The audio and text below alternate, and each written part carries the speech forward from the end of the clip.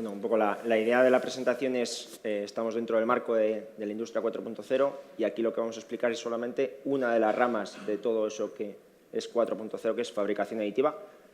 Y más concreto es cómo somos capaces de en la empresa utilizar CAD, utilizar modelos matemáticos para conseguir fabricar nuestras piezas y no solo fabricarlas, sino certificarlas, ya que gran parte de nuestro negocio es poner elementos en vuelo. ¿Vale? Entonces, la idea de la presentación es enseñaros qué tipo de procesos de fabricación utilizamos. Cada uno tiene un objetivo final y que con eso tengáis un poco idea de las áreas de interés y luego también cuál es todo el trabajo necesario que hace falta para llegar a certificar un componente en vuelo. Lo primero, dentro de fabricación aditiva, es un término muy general. La idea principal es dividir los procesos, que cada uno tiene su porqué o sus características. Entonces, por un lado, tenemos que separar toda la parte de polímeros. En nuestro caso, fabricamos motores de avión, por lo tanto, es muy importante que separemos esto, ya que el uso que le damos a estas tecnologías y a estos materiales es secundario, por así decirlo, en la fábrica. Es soporte a utillaje, soporte a prototipado rápido, soporte a todos nuestros desarrollos de ingeniería. Entonces, aquí claramente los usos serían esos. Para daros un poco ejemplo de qué es lo que utilizamos, veis dos casos reales de uso. El prototipado, ayudar a que nuestros ingenieros vean las piezas reales, no tengan que siempre mirar en CAD y con eso tener posibilidades de analizar si se puede ensamblar el componente, si se puede montar en el utillaje, cómo ajustan los utillajes, cómo diferentes modelos de brainstorming para poder mejorar los diseños, teniendo un componente encima de la mesa que un equipo multidisciplinar analice el componente y con eso tratar de mejorarlo. Y por otro lado, toda la parte de utillajes. Hay muchos utillajes que no tienen por qué ir en centros de mecanizado con altísimas fuerzas y que pueden ser utilizados con elementos poliméricos y con eso cambiar un poco el modelo de uso de nuestros útiles. Siguiente parte, ya nos vamos a lo que realmente es nuestro negocio, que es la parte de los metales. Dentro de los metales lo mismo, tenemos que separar los diferentes procesos porque cada uno tiene sus ventajas e inconvenientes. Entonces, por un lado tenemos los procesos de aporte y los procesos de deposición, por los cuales nosotros añadimos material de aporte mediante cordones de soldadura superpuestos para generar geometrías 3D. ¿Cuál es el objetivo o cuál es el fin? ¿Con qué se puede hacer? ¿Qué tipo de cosas se pueden hacer con este tipo de procesos? Aquí estaríamos hablando de o reparar componentes en fabricación, componentes que han tenido un fallo en su proceso de fabricación, o también parte del negocio, que es el mantenimiento en servicio, tener un componente que se baja del motor, que hay que añadirle material por el motivo que sea, y con eso poder recuperar un componente que, si no, de otra forma tendría que ser achatarrado. O sea, sería una gran parte de la utilidad que le podríamos dar. Y luego tendríamos otra que es integrarlo dentro del propio proceso de fabricación, mediante eliminar determinadas features o determinadas características de los componentes reales, bien sea forja o algún fundido, y añadirles una geometría 3D que hagan una pieza híbrida que permita cambiar o modificar los costes o añadirle valor al componente. Caso real que tenemos, en su momento no lo llamábamos fabricación aditiva, para nosotros era superposición de cordones de soldadura, era soldadura, simplemente, mediante un proceso de soldadura al arco más varilla de aporte de metal, lo que hacíamos era hacer superposiciones de soldadura y generamos un componente, una featura de un componente que ahora mismo ya lleva volando más de 10-15 años en dos modelos de avión diferentes. Es un caso real, ahora se está vendiendo mucho, pero bueno, es una cosa que la industria ya lleva mucho tiempo utilizando. Está desarrollado desde el año 2000. También hay que decir que en nuestro caso no hemos conseguido desarrollar nuevos componentes que se puedan utilizar con esta tecnología. Tiene sus pros y sus contras. En nuestro caso no hemos dado con ese tipo de componentes. Entonces pasamos al último bloque, que realmente es donde tenemos el núcleo, que son los procesos de powder bed, los procesos en lecho de polvo, en los que mediante una fuente de potencia somos capaces de generar piezas que ya sí son 3D muy complejas y solamente de de un único proceso. Y debido a qué nos dedicamos al motor y dentro del motor a la parte caliente del motor. Nuestros materiales básicamente son base níqueles, entonces son materiales que tienen que aguantar mucha temperatura y nuestro foco se centra en las tecnologías de láser. ¿Vale? Entonces, con este esquema inicial, la idea ahora es presentaros todas las actividades que estamos llevando a cabo para que solo con este proceso, con el último que he mencionado, podamos certificar piezas en servicio. Entonces, para esto, ¿cuáles son las actividades o cuáles son los bloques de cosas que tenemos que estudiar para poder llevar a cabo estos componentes? La primera parte es el diseño. El diseño lo es todo en fabricación aditiva. Tenemos que rediseñar por completo los componentes para hacerlos, uno, fabricables. No se puede fabricar todo con impresión 3D. En plástico sí se pueden hacer muchas cosas. En metales tienes algunas limitaciones que tienes que ser capaz de entender para incorporarlas a tus diseños y con eso hacerlo fabricable, la base. Lo segundo, hacerlo rentable, pues si no nadie lo va a producir en serie. Segunda parte, el polvo. Ahora tenemos una materia prima totalmente diferente. Hasta ahora partíamos de unas forjas o unos ingots que después iban al fundidor. Ahora tenemos una materia prima que es un polvo y que con eso ya fabricamos directamente la pieza 3D. Por lo tanto, también entender muy bien qué hace y cómo se comporta esto. Siguiente punto, la parte del material en sí mismo. Ya estamos hablando de un material fundido. Entonces, este material fundido tenemos que entender cómo se comporta, qué propiedades mecánicas tiene, cómo tenemos que hacer tratamientos térmicos y cómo se va a comportar a lo largo de la vida del componente. Siguiente punto, la parte del proceso. Tenemos que entender las máquinas, tenemos que entender y optimizar todos los parámetros de proceso.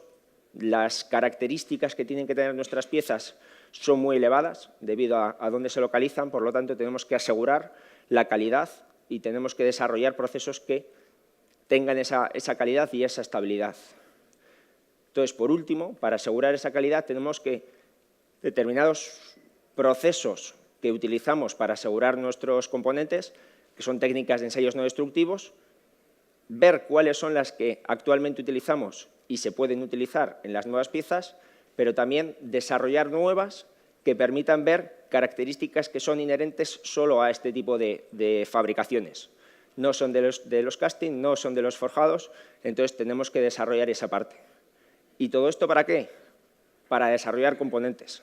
No son actividades aisladas entre sí, sino que buscan que el conjunto de todas ellas y con muchas áreas trabajando en común consigamos desarrollar un componente final y que con eso podamos empezar las producciones masivas de los mismos. Entrando un poco al detalle de cada uno de ellos, son bloques de actividades muy grandes, unas pinceladas de cada uno de ellos sobre qué estamos haciendo, qué puntos son clave que hay que entender para que se pueda hacer se puedan utilizar este tipo de procesos. Lo primero es la parte del diseño. Ya he dicho, el objetivo es utilizar los beneficios e inconvenientes de la tecnología para adecuarla a nuestras piezas. Entonces, el primer punto es rediseñarlos por completo. Hasta ahora se tenía un componente forjado, si se quería pasar a fundido, se cambiaban 4 cosas. Aquí tienes que cambiar el 80% de la pieza para fabricarlo y, sobre todo, una cosa muy importante para nosotros es tener un beneficio en peso. Todo lo que vuela tenemos que pagarlo con carga de combustible. Entonces, si somos capaces de, gracias a este proceso, quitarle peso a los componentes, conseguimos justificar incrementos de coste en los mismos. La siguiente parte es diseñar nuevas cosas que hasta ahora no se podían debido a las limitaciones de proceso.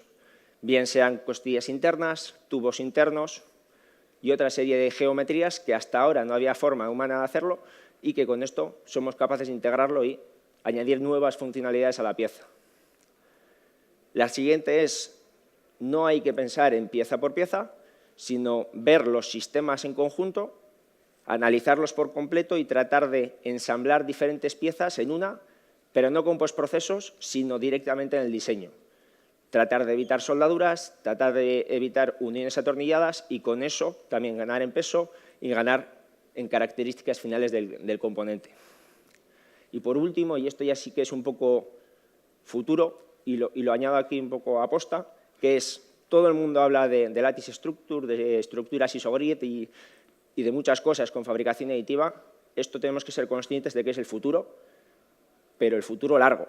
Hasta dentro de 10, 15, 20 años que no seamos capaces de entender la tecnología base, no seremos capaces de tratar de aplicar estos nuevos conceptos de diseño que nos permiten, que son fabricables a día de hoy con estas tecnologías. Siguiente punto, la parte del polvo. El polvo tiene muchísimas características que tenemos que entender. Entonces, lo primero, tenemos que comprarlo y tenemos que crear una especificación contra la que podamos comprar el polvo. Para ello tenemos que entender la composición, si tenemos que modificarla o no, o cuáles son los límites de las mismas, entender la distribución de polvo, qué tipo de polvo, qué tamaño más grande, más pequeño es el adecuado para cada máquina, cómo fluye, el polvo se tiene que mover en las máquinas, entender el comportamiento del mismo, ir al detalle, ver la morfología, el polvo puede ser redondo, puede ser elongado, puede tener partículas pegadas, entonces tenemos que entender estas características para comprar y usar un polvo de calidad con la justa, pero no la necesaria, para reducir los costes, pero no tener fallos en fabricación. Y por último, también características internas del polvo, como porosidad y alguna característica interna adicional del polvo que hay que asegurar para que después no afecten en nuestros procesos. La parte del material, lo mismo, entender los materiales. Entonces, para ello, ¿qué tenemos que ver? Lo primero es todas las características inherentes del proceso. Es qué defectología genera el material o genera el proceso, qué tratamientos térmicos le tenemos que dar, cómo se comporta el material si lo trabajamos en la dirección de fabricación o en la dirección del plano de fabricación. Entonces, ese tipo de cosas tenemos que estudiarlas, analizarlas y con eso definir nuestros estándares que permitan diseñar nuestros componentes y analizarlos después con elementos finitos con unas características bien conocidas. Entonces, para eso, aquí un ejemplo de esto de caracterizar un material, ¿qué significa? Tenemos muchas características, muchas propiedades que hay que analizar, la integridad, la fatiga, el creep, la propagación de grieta. Cada una de ellas requiere muchos ensayos a muchas temperaturas diferentes. Y bueno, aquí un ejemplo de cómo varía cada uno de ellos en función de la posición o incluso cuando estamos en fatiga, cómo varía o qué dispersión tenemos en las diferentes cargas. Nos vamos a la parte de proceso. Entonces, en proceso, lo primero, lo que ya he comentado, optimizar los parámetros. Tenemos que entender las máquinas y decidir qué parámetros utilizamos, lo mismo que en cualquier otro proceso que ajustan la fuerza de la prensa o ajustan la temperatura de fusión. Aquí lo que tenemos que hacer es ajustar los parámetros para que el material sea lo mejor posible, pero de forma repetitiva. Entonces, tenemos que definir procesos de control que aseguren que la primera y la última fabricación, cuando una pieza está fabricando durante 15 o 20 años seguidos, son las mismas y que no estamos modificando la calidad con el tiempo. Entonces, hace falta este tipo de entendimiento para poder confirmar que las piezas son correctas. La siguiente es elementos del proceso. En fundidos tenemos las mazarotas. Aquí lo que tenemos son unas estructuras, una especie de andamios que hay que entender, que hay que optimizar, porque después hay que eliminarlos, pero también nos ayudan al proceso y hay que desarrollarlos. Y por último, la pieza parece que está acabada, pero no. Hay muchos postprocesos de modificar la rugosidad de los componentes, mecanizarlos, ¿por qué no? Hay que mecanizar siempre ciertas cosas para asegurar ciertas tolerancias del plano, tratamientos térmicos que hemos mencionado y otros postprocesos que son de aplicación en nuestros componentes. Por último, la parte de ensayos no destructivos. Tenemos los procesos convencionales, líquidos penetrantes, rayos X, ultrasonidos, inspección visual, por supuesto. Entonces, ver qué comportamiento tienen estas técnicas en los nuevos procesos, con nuevos acabados y con nuevas geometrías. Pero, como tenemos defectología diferente, tenemos que desarrollar nuevas técnicas. Entonces, aquí, ¿qué hemos hecho? Desarrollar una especie de rayos X mejorado que nos permite igual que nos hacen en un TAC ver el 3D, el volumen 3D de nuestro cuerpo, aquí vemos el volumen 3D interno de la pieza y vemos qué defectología tenemos dentro del componente y a una escala mucho más pequeña que lo que es capaz de ver otros procesos como rayos X u ultrasonidos. Pero además necesitamos más. Estos son procesos muy caros y hace falta que tecnologías como ensayos no destructivos dentro de la máquina o sistemas de monitorización que aseguren que todas las fabricaciones son iguales, es necesario desarrollarlos para con eso reducir los costes de validación de las piezas. ¿A qué ha conducido todo esto? Ya tenemos nuestra primera pieza certificada para servicio. Ha sido un trabajo que ha llevado durante 2 años para conseguir este hito. La idea es que entre en servicio el primer trimestre del año que viene, o sea, ya enseguida, y ha sido gracias a todas las actividades que hemos ido mirando detrás, desarrollarlas, para conseguir certificar esta pieza para volar. No es una pieza compleja, pero es la primera pieza para que en el futuro otras con más criticidad o más complejidad sean certificables. Gracias a que hemos conseguido esto, al apoyo de muchos proyectos de I+D, tenemos proyectos financiados por CEDETI para desarrollar estas tecnologías, Futuralbe, tenemos proyectos europeos en Compass y en Music que han permitido desarrollar o sustanciar parte de las actividades que teníamos en el grupo y el foco más importante o hacia dónde nos estamos moviendo es hacia el Ultrafan, hacia el Clean Sky 2, que es los futuros motores que vamos a tener desde 2020 en adelante, que la idea principal es demostrar la tecnología en diferentes piezas y en diferentes materiales para que eso sea una realidad, que tenga una producción masiva de piezas y que con eso podamos incorporar la tecnología lo antes posible en nuestros productos. Como mensaje final de la presentación es, aquí hay muchas cosas que hemos enseñado. La idea es, tenemos un proceso que tiene muchísimas virtudes y que hay que potenciarlo, hay que desarrollarlo, pero hay que tener claro el sector o para qué vamos a utilizarlo. Si lo utilizamos para ciertos sectores, son de aplicación inmediata.